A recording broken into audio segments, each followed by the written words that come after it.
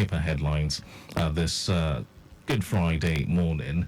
Our first story taken from these days, CSO accuses federal government of adopting brute force in fighting insecurity in Southeast.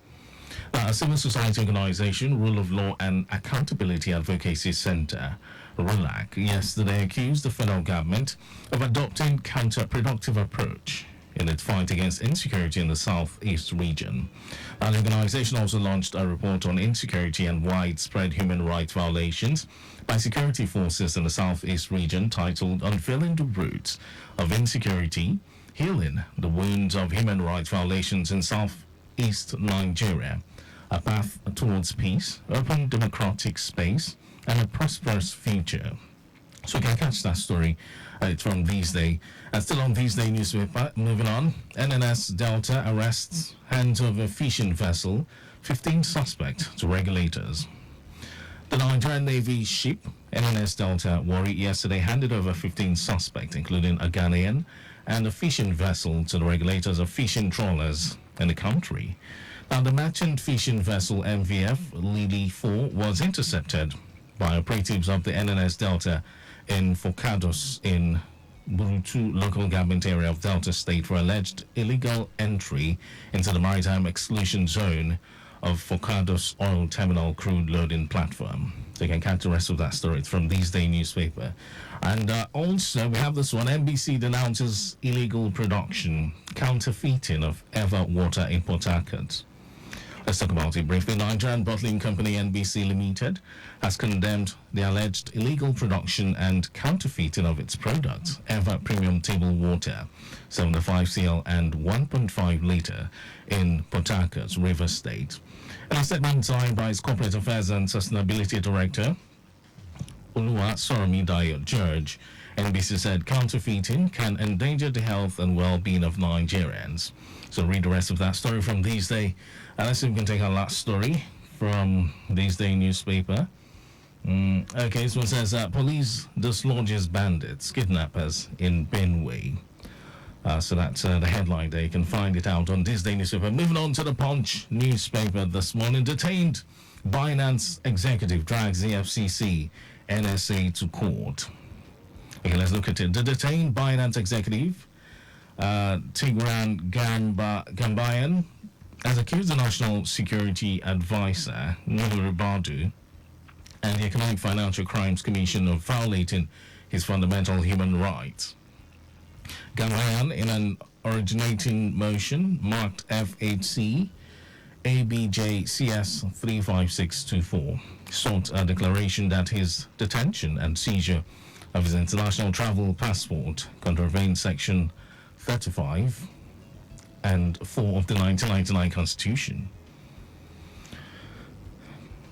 Customs intercepts 769 million naira contraband in Kaduna. Also from the Punch newspaper, the Nigerian Customs Service Federal Operations Unit Zone B Kaduna said it intercepted bags of foreign parboiled rice, cartons of foreign spaghetti, unregistered organic fertilizer, and used cars, among other contraband worth over 769 million naira in 5 weeks. Now, this was contained in a statement on Thursday by the Public Relations Officer of the Command, Suleiman Issa.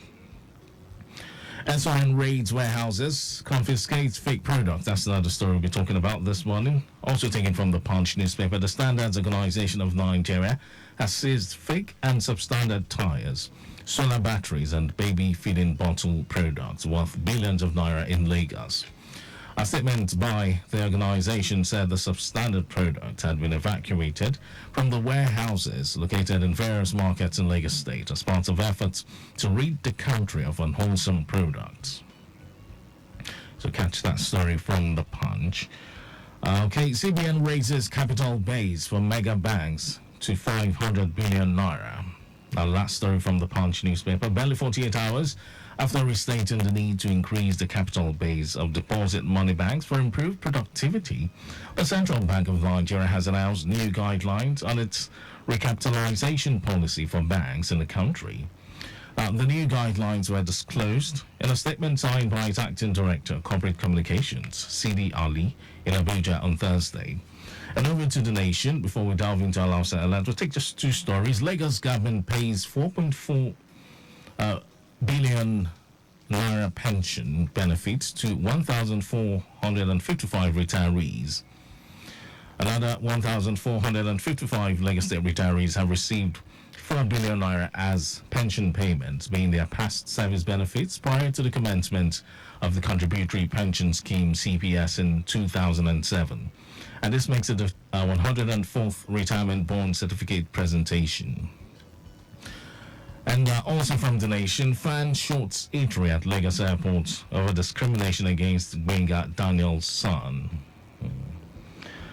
All right, the Federal Airports Authority of Nigeria FAN has shut down the KFC at the Muritala Mohammed International Airport in Lagos over violation of the rights of a person with reduced mobility, otherwise known in a common parlance as disabled. Debola, a physically challenged person, son of a senator representing Ogun East, Benga Daniel, had complained about the ill treatment meted out to him when he entered the eatery while waiting for his flight to London. So you would want to read that story. It's from The Nation. Let's jump on Alausa Alert.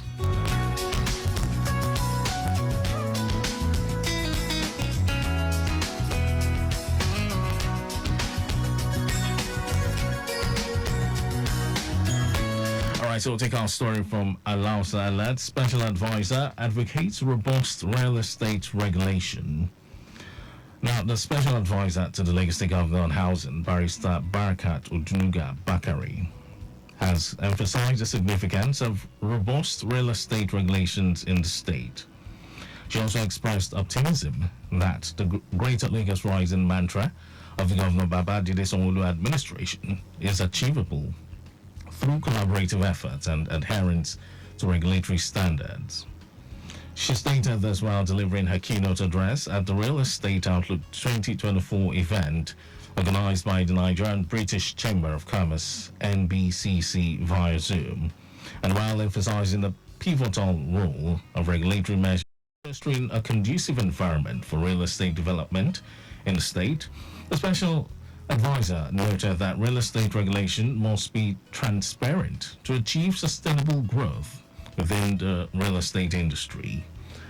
And that's our story from Alausa Alert this morning. And that's how much we can take on newspaper headlines. Don't forget, you can always get yourself a copy of the dailies or go online to read more. Feel free to connect with us via Facebook, Lagos Traffic Radio 96.1 FM, and on X, Traffic Radio 961. It's the same for YouTube.